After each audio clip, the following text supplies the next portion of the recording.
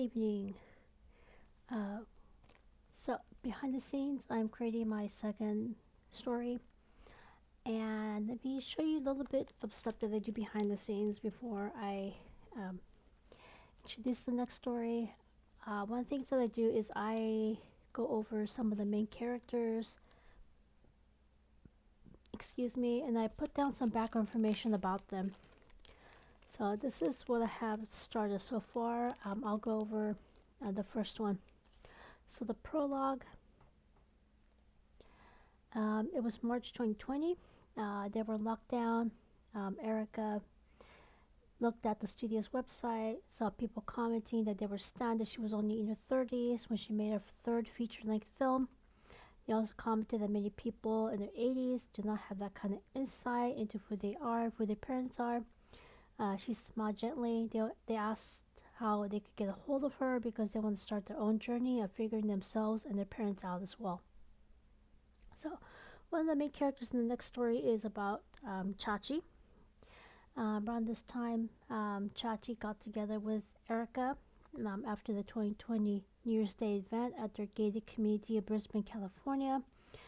Um, Brisbane, this city is not to be confused with the continent country of Australia. Instead, the city was originally called Visitacion City. The original inhabitants of this coastal part of California were indigenous Californian tribe called Costanoans, now called Ohlone. They cannot call themselves Native American. That is a term used to call indigenous people that are recognized by the federal government of the United States. As a result, indigenous California aren't given the same benefits that are given to people who are allowed to call themselves Native American. Chachi's father is half Costanoan, half British. Her mother is made in Japan Japanese. In contrast, both of Erika's parents are made in Japan Japanese. Now, back in the 1770s, the Ohlone people numbered between 10,000 and 20,000. In the year 2000, they numbered between 1,500 and 2,000. In the latest census back in 2020, the number is about 3,993. When Spaniards controlled the central coast of California, the indigenous population who were two spirits or third gender were targeted. In sharp contrast, two spirits were seen as having both masculine and feminine spirits. They were also seen as having unique gifts, such as the ability to bridge the physical and spiritual worlds. In other words, they were seen as essential community members, were healers, visionaries, medicine people. In sharp contrast, the missionaries actively suppressed these traditions by imposing Western gender binaries and pushing indigenous people for their punishing indigenous people for the cultural practices. Today, the Bay Area American Indian Two Spirits Bates organization holds annual powwow on Ohlone, traditional Ohlone land in San Francisco. Chachi wanted to create a new independent film at the NSEW, North South East West Studio in the Southland Market District in San Francisco. This film will delve into a what if Chachi and Erika's mother kept in contact because both of them are from the same fishing village in Japan. First, they put together a timeline starting with the year each person was born. So Chachi's parents, I'm guessing they were born around 1934. Chachi's elder sibling, Yuji, 1965, her sister Reira, 1968, Chachi, 1971. Next, they went over what their respective mothers could have, when their respective mothers could have reconnected. Erika and the parents moved from Latin America to South Bay back in 1984. After going over the various places, they pinpointed a possible meeting date in August, September 1984 at the Wachi Market, which is non-existent right now, at Orcade Shiseido Cosmetics in San Jose. Sadly, each scenario they came up ended the same way. Her parents got divorced. And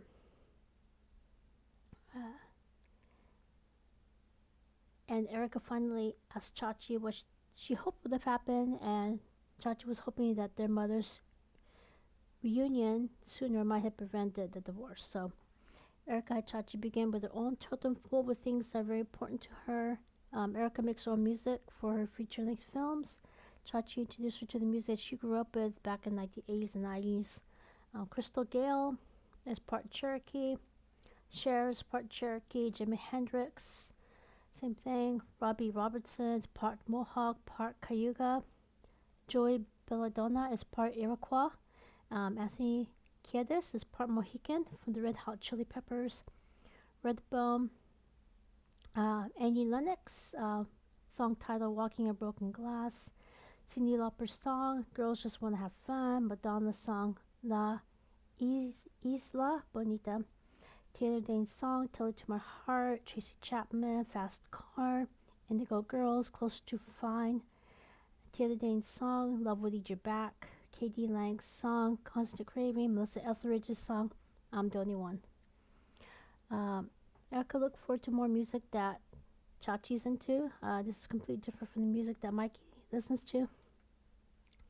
This sort of like lockdown, Erika used her cell to call around, find a music therapist in the local area who could remake these songs into something Chachi could use to help her heal. Fortunately, she found a piano teacher who offered to not only play piano, she live streams on social media. So after she recorded her song, she sent a link to Erika. At Erika's home, Chachi listened to the therapist's rendition of each song. Much to everyone's relief, Chachi started crying healing tears. Next, Chachi introduced Erika to her favorite anime, Sailor Moon. She also introduced her to the comedic talent of Paula Poundstone.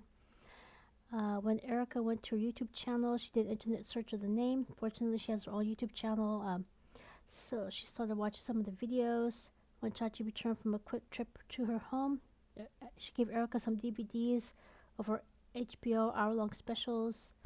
They also watched 1998 film Smoke Signals. Although it was not the first Native American film, it was the first feature-length film written, directed, produced by Native Americans, watched by people from all over the world. And after they watched them together, they talked about how they felt.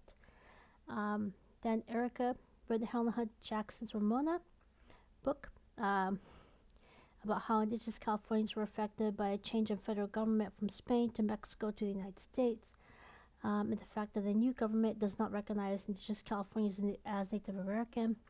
Chachi surmised that Western governments, Spain, Mexico, United States, as well as Western medicine failed and continued to fail the indigenous population. That was the realization that Chachi needed to start her healing process. Also, Chachi wanted to mention that both of her older siblings are bi, and all their children are straight. Erika was stunned. How is it that straight parents may make gay children, while gay children make straight grandchildren? So she was in awe. I'm still working on this story, so as I come up with more information about each of the characters, I will present them, and then once I have the whole story completely wrapped up, reread, re-edited, I'm making sure I'm not repeating myself, and I'm making sure that I'm making this clear that Kim and Erika are two completely different people with two completely different family situations. I will present the story. So, got any questions? Let me know in the comments below, and I shall see you next time. Take care. So this first one is about Chachi. See ya.